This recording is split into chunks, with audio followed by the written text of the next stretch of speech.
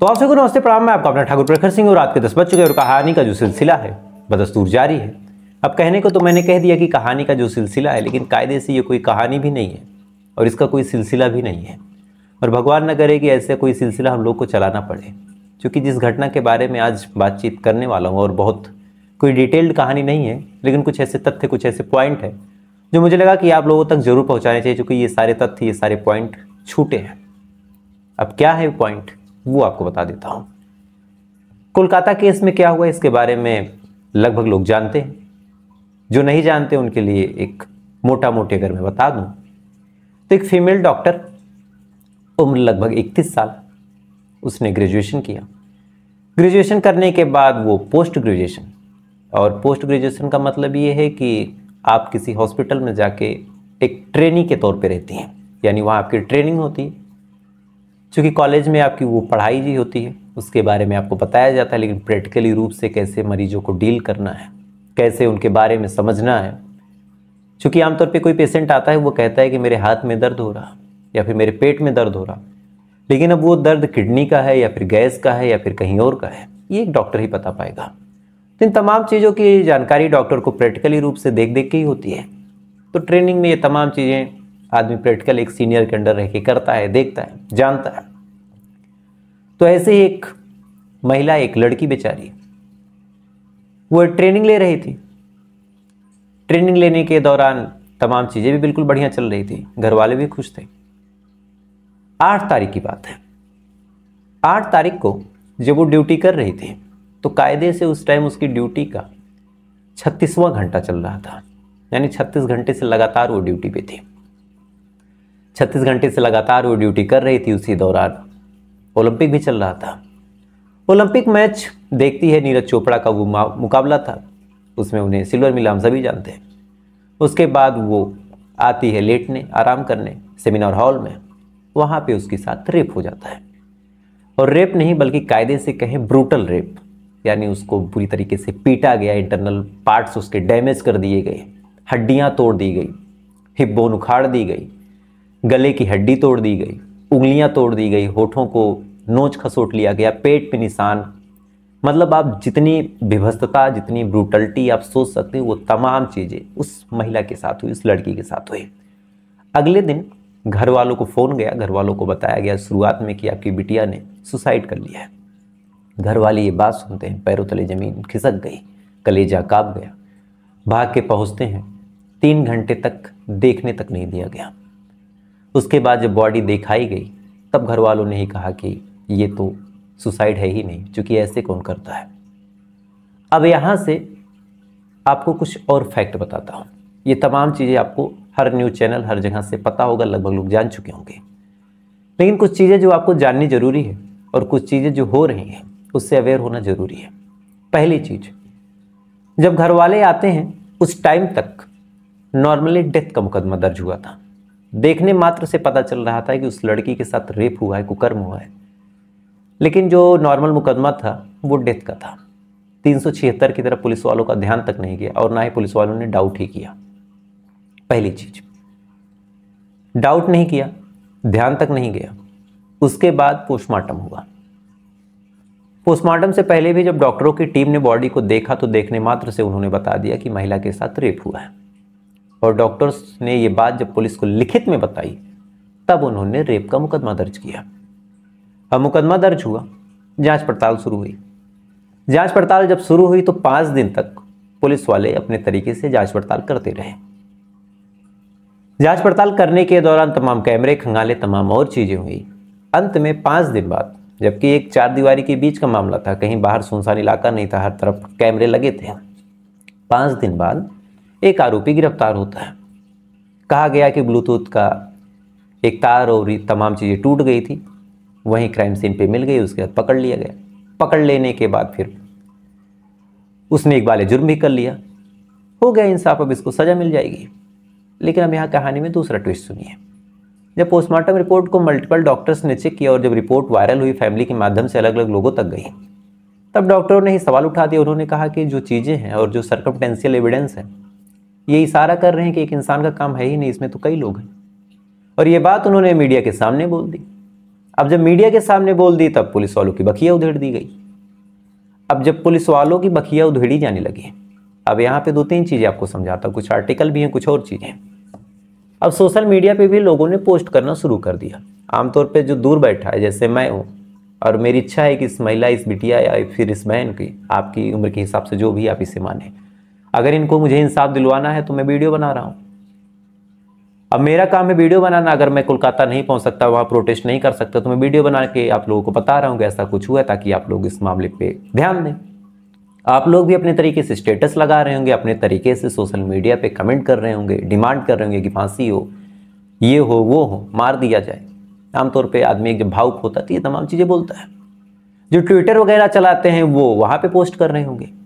लेकिन एक चीज़ और जानिए, वो कलकत्ता पुलिस जो पिछले 5 दिनों से एक ऐसे आरोपी को नहीं पकड़ पाई जो उन्हीं के 4th बटालियन के बैरिक में सो रहा था, उसकी जो टीम है वो सबको नोटिस देने का काम कर रही है। अगर आप ट्विटर पे कोई पोस्ट करते हैं, कोई और चीज़ करते हैं और बताते हैं, तो कोलकाता पुलिस आपके उस पोस्ट पे रिप्लाई देते हुए कह रही है कि आप इस पोस्ट को या तो डाउन कर लीजिए या तो हटा लीजिए, नहीं तो हम आपके खिलाफ एक नोटिस लीगल तौर पे भेजेंगे। और इसके पीछे क्या कहा गया कि आप कुछ अफवाह उड़ा रहे हैं और इससे माहौल बिगड़ेगा। माहौल किस चीज़ का बिगड़ेगा?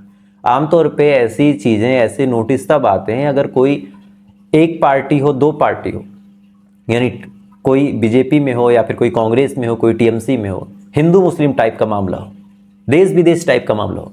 ऐसे हाल में अगर कोई करता है तो लोग जब 2 भागों में बटे होते हैं, तब पुलिस अगर ऐसे काम करती है कि यार तुम अफवाह फैलाओगे, उससे सांप्रदायिक या फिर आपस में पार्टिकल जो सौहार्द है वो बिगड़ेगा, दंगे फसाद हो सकते हैं, तब आपके खिलाफ नोटिस हो, तब तो समझ में आता है। यहाँ जब एक ही पार्टी है, तब आप एक ही पार्टी इन द सेंस कि एक ही गुट के लोग हैं, एक ही तरफ के लोग हैं, सब इंसाफ चाहते हैं, तो फिर किसको दिक्कत है इससे? तो अगर आप पोस्ट करते हैं तो कोलकाता पुलिस आपको नोटिस भेज रही है, आपको ये डरा धमका रही है कि आप ये कंपेनिंग मत चलाइए।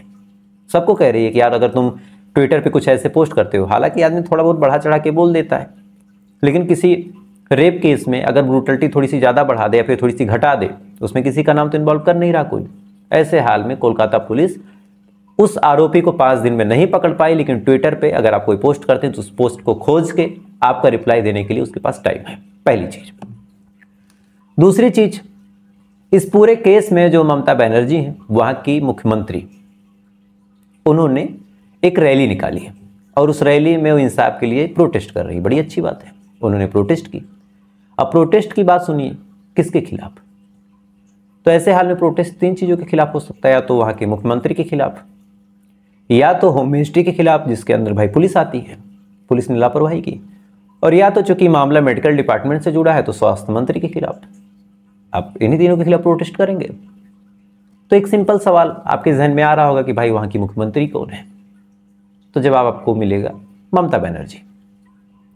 अब आपको लग रहा होगा कि भाई ममता बनर्जी हो सकता है होम मिनिस्टर के खिलाफ प्रोटेस्ट कर रही हो, तो फिर वहाँ का होम मिनिस्टर कौन है? गृह मंत्री। आप किसी से पूछेंगे तो जवाब वही निकल के सामने आएगा कि जो वहाँ की होम मिनिस्टर है वो ममता बनर्जी।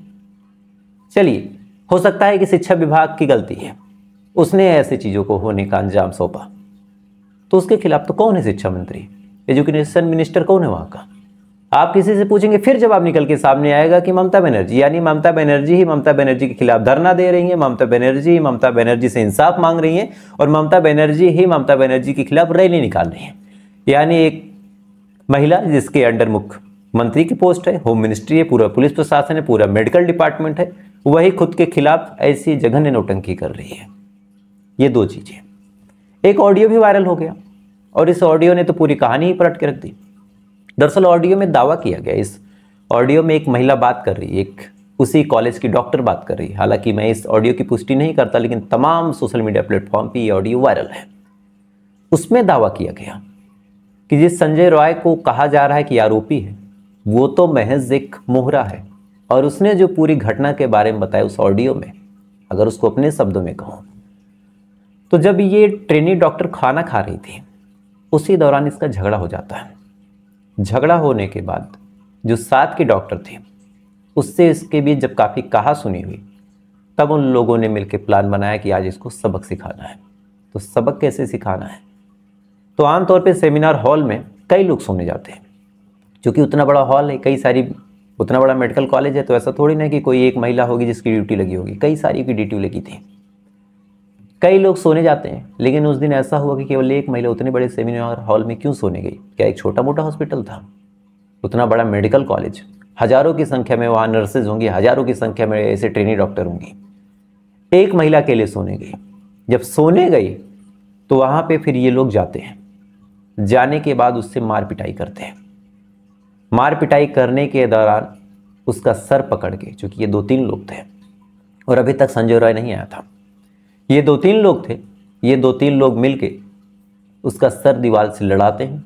लड़ाने के बाद उसको बेहोश करते हैं। उसके बाद इस कदर उसको घसीटते हैं उस ट्रेनी डॉक्टर को कि उसका हिप बोन उखड़ जाता है। उसने जब लड़ने की बचने की कोशिश की तो उसके हाथ को इस कदर मरोड़ा गया कि उस दौरान उसकी फिंगर टूट गई, नाखून उखड़ गया। उखड़ने के बाद फिर वो तमाम ब्रूटलिटी जो आप लगातार सुन रहे होंगे। इतना होने के बाद फिर ये लोग नीचे जाते हैं। वहाँ पे संजय रॉय शराब के नशे में घूम रहा था। उसको बताते हैं कि ऊपर जाओ, वहाँ तुम्हारे लिए कुछ है। जब ये लोग ऊपर जाते हैं उसको लेके, तब बाकी का काम संजय रॉय करता है और बाकी कुछ और लोग करते हैं। एक रिकॉर्डिंग जो वायरल हुई उसमें ये दावा किया गया। चलिए मान लेते हैं कि ये दावा खोखला, ये रिकॉर्डिंग भी गलत है। अब इतना बड़ा हादसा जिस हॉस्पिटल में हो, खासकर किसी भी जगह पे हो, आदमी उसके 10-20-50 मीटर के इर्द गिर्द कोई काम नहीं करता, कुछ नहीं करता। लेकिन जैसे ही हादसा हुआ फौरन वहाँ के बगल वाले रूम में तोड़फोड़ शुरू कर दी गई कि हम वॉशरूम बनाएंगे। मतलब एक हॉस्पिटल, उसका एक सेमिनार हॉल, उसमें रेप किया गया, उसमें मर्डर हुआ और उसी के बगल वॉशरूम बनाना है।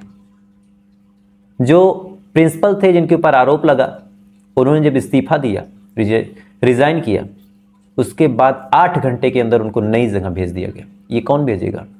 ऐसा तो है नहीं कि किसी प्राइवेट कॉलेज के थे। अगर गवर्नमेंट कॉलेज का कोई डायरेक्टर है, कोई प्रिंसिपल है, तो उसकी नियुक्ति कौन करेगा? डायरेक्ट मिनिस्ट्री से होगा। मिनिस्ट्री किसके अंदर? ममता बनर्जी के अंदर। उसके बाद सुनिए, लगातार प्रोटेस्ट हो रहा था। प्रोटेस्ट के दौरान अचानक से कुछ उग्र लोग आते हैं, अंदर घुसते हैं इमरजेंसी वार्ड में, और उसी में एक रिकॉर्डिंग वायरल हो गई। चूंकि कई पत्रकार थे, ललन टॉप भी था, तो उसके कुछ रिकॉर्डिंग्स में जो वायरल हुआ उसमें कुछ लोग कहते हुए चले कि यार सेमिनार हॉल की तरफ चलो, वहां तोड़फोड़ करनी है। यानी जो कुछ बचा खुचा सबूत है उसको मिटाना है। आप सोच के देखिए कि एक हॉस्पिटल, मेडिकल कॉलेज, छोटा मोटा हॉस्पिटल नहीं, मेडिकल कॉलेज में एक सेमिनार हॉल, वहां अकेली एक महिला सोने जाती है। क्या अकेली उसकी नाइट शिफ्ट थी पूरे हॉस्पिटल में? नहीं हो सकता। कम से कम 10-5 लोग ऐसे होते हैं जिनकी नाइट शिफ्ट होती है एक वार्ड के अंदर। इमरजेंसी में भी कम से कम 10-5 या फिर 2 या 3 नर्सेज होती हैं, उनकी ड्यूटी एक साथ खत्म होती है, वो सब एक साथ सोने जाते हैं।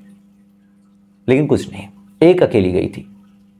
साथ ही जो कैमरा है वो भी वहां का विजुअल गड़बड़ है, दीवारें तोड़ दी गई, अंदर घुस के सबूतों के साथ छेड़छाड़ करने की कोशिश हुई। शुरू में कहा गया कि सुसाइड किया है, उसके बाद ममता बनर्जी खुद ही के खिलाफ प्रोटेस्ट करके खुद से ही इंसाफ मांग रही हैं और खुद से ही खुद को आश्वासन दे रही हैं। केस सीबीआई को भी नहीं जाता, हाईकोर्ट उसमें इन्वॉल्व हुआ, उसने केस सीबीआई को सौंपा। अब सीबीआई के सामने चैलेंजेस ये हैं कि ये सारे सबूत तो टेम्पर कर दिए गए, कैमरा वही मिलेगा जो बचा खुचा होगा, कैमरा आप ला नहीं सकते। कमरे में फिंगरप्रिंट अगर बचे होंगे तब तो आपको मिलेंगे। आप कुछ भी लेके आइए, अगर फिंगरप्रिंट कलेक्ट ही नहीं किया गया, पुलिस अपने पे आए तो सबूत ही जब गायब कर दिया, तो फिर सबूत कहाँ से मिलेगा? और इन सब के बावजूद अगर आप कैंपेनिंग करते हैं, अगर आप सोशल मीडिया पे पोस्ट करते हैं, तो खोज खोज के आपको नोटिस मिलेगा। हो सकता है आप कह सकते हैं कि ये पोस्ट भड़काऊ है, आप इसे डिलीट करें, लेकिन सीधा सीधा ये धमकी, ये थ्रेट कि आप इस पोस्ट को डिलीट कीजिए, नहीं तो हम आपके खिलाफ नोटिस भेज के एक्शन लेंगे। ये कोलकाता पुलिस कर रही है। अपने ही 4th बटालियन के अंदर एक आरोपी को नहीं पकड़ा गया, संजय रॉय को पकड़ने में कई दिन लग गए, और वही पुलिस इतनी एडवांस, उसके पास इतना टाइम, इतने लोग हैं कि एक पूरी पीआर टीम की तरह, जैसे किसी सेलिब्रिटी की पीआर टीम होती है, किसी यूट्यूबर की पीआर टीम होती है, वैसे ही हाल है कि खोज खोज के सबको रिप्लाई दे रही है कि अगर तुम इस पोस्ट को डाउन नहीं करते हो, हटाते नहीं हो, तो तुम्हारे ऊपर एक्शन लिया जाएगा।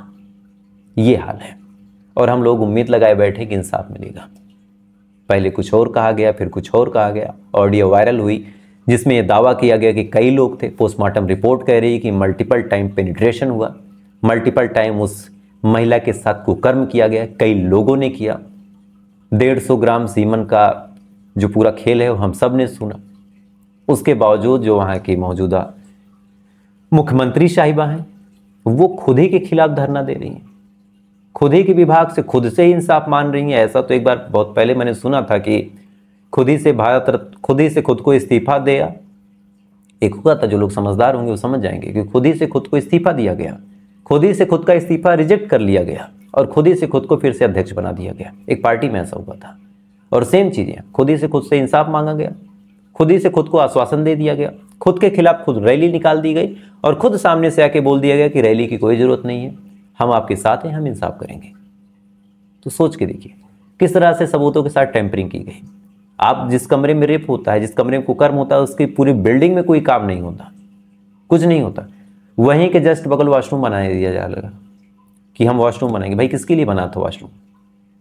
आपके पास सेमिनार हॉल में जाने के लिए प्रॉपर कैमरे नहीं है, कोई ऐसा कैमरा नहीं था जो ठीक से रिकॉर्ड कर सके, कोई चीख नहीं सुनी गई। हालांकि कुछ लोगों ने कहा कि सेमिनार हॉल जो होते हैं उनकी जो दीवारें होती हैं साउंड प्रूफ होती हैं। भाई नहीं होती हैं, पार्शली साउंड प्रूफ होती हैं। कोई भी दीवार साउंड प्रूफ इतनी नहीं होती कि अंदर की चीख बाहर न जाए। हाँ, छोटी मोटी हिजिंग नॉइस, किसी की चलने की आवाज़ या फिर कोई नॉर्मल आवाज़ में बात कर रहा, ऐसे हाल में साउंड प्रूफ दीवारें होती हैं। मेरे वीडियो पे कमेंट आया था, उन्होंने कहा कि आप नहीं समझ रहे हैं, वीडियो बना रहे हैं, जो दीवारें होती हैं साउंड प्रूफ होती है सेमिनार हॉल की। भाई मैं भी IIT से पढ़ा हूँ, मैंने नहीं देखा कि इतनी साउंड प्रूफ है कि कोई चीखे और नीचे आवाज़ न जाए। हम लोग भी वीडियो यूट्यूब के लिए जब चैनल स्टूडियो सेटअप करते हैं साउंड प्रूफ रखते हैं, लेकिन इतना भी नहीं कि कोई शोर मचाए, कोई चीखे चिल्लाए तब भी आवाज़ ना आए। और एक लड़के जिसके साथ इतना ब्रूटल रेप हो रहा है, इतना ब्रूटल कुकर्म हो रहा, क्या वो चीखेगी और उसकी आवाज़ बाहर नहीं आएगी? How is possible? और जिस हिसाब से सबूतों के साथ टेम्परिंग की गई, जिस हिसाब से PR टीम लगी है कि डाउन कर दो, डाउन कर दो, प्रोटेस्ट को खराब करने की कोशिश की गई, खुद ही से खुद से इंसाफ मांगा जा रहा, तो गजब हाल है। खैर, आपकी क्या राय है कमेंट कीजिएगा और साथ ही ऐसे अपडेट के लिए फॉलो कर लीजिएगा। तो आपसे कल फिर मुलाकात होगी, तब तक के लिए जय हिंद, जय भारत।